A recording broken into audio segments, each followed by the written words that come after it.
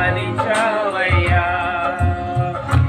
ఆశ్చర్య కార్యములు ఎన్నో చేసి నీ పాత్రగా నన్ను హరించావయ్యా. ఆశ్చర్య కార్యములు ఎన్నో చేసి నీ పాత్రగా